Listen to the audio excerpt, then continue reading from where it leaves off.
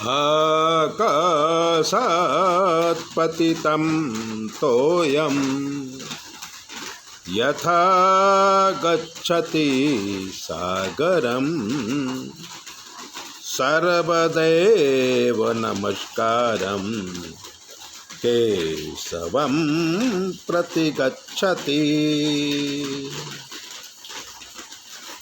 आकाश से गिरते हुए पानी की बूंद जमीन में एकत्रित होकर जब तक सागर में नहीं पहुंचती तब तक उसे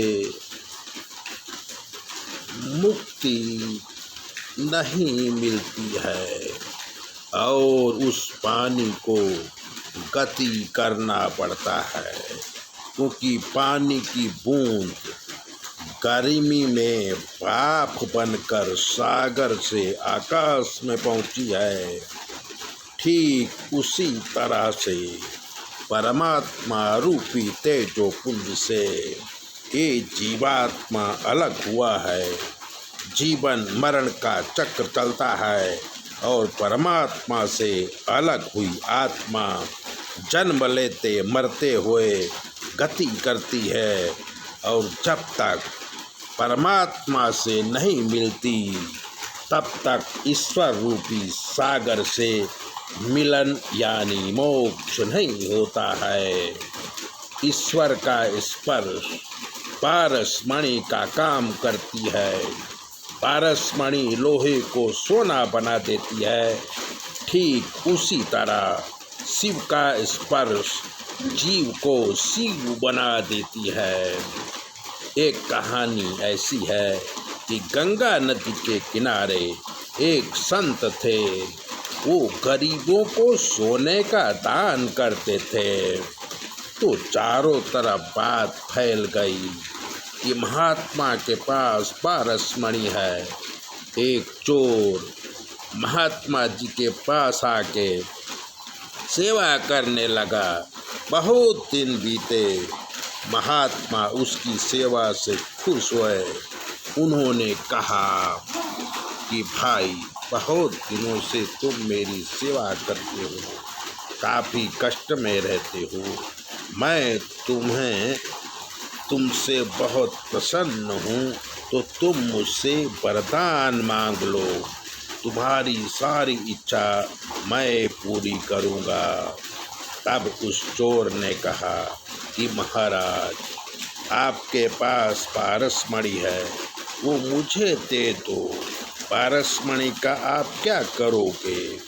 महात्मा ने कहा, पारसमणि मैं तुम्हें आज ही दे दूंगा, पर पहले गंगा स्नान करके आता हूँ।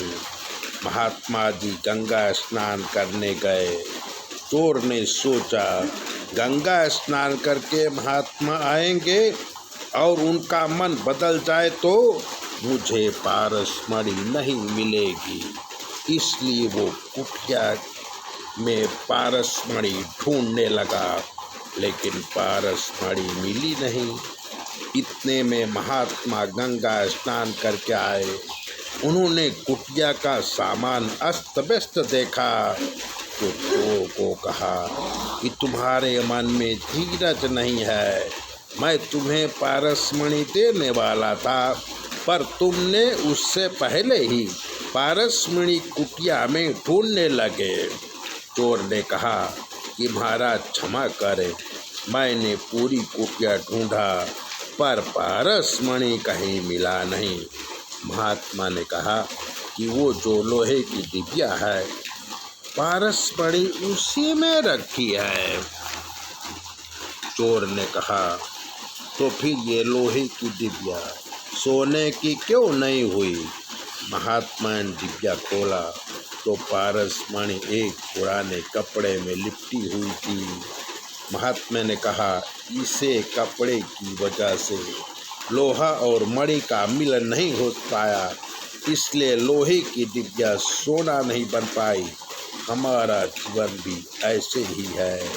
माया का आवरण जीव को लपटा हुआ है, इसलिए जीव और शिव का मिलन नहीं होता है।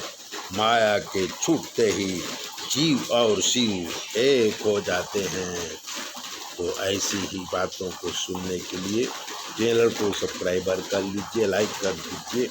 और अगर आपके जीवन में कोई भी कष्ट है तो 9825200108 पर फ़ोन कर लीजिए। हम आपको बताएंगे कि आपके जीवन में क्या कमी है और आपको क्या करना चाहिए। चैनल सब्सक्राइबर करिए, लाइक करिए, दूसरों को भेजिए। और 9825200108 पर फ़ोन करके आप अपनी ज्योतिष दिखा सकते हैं। जय भोले।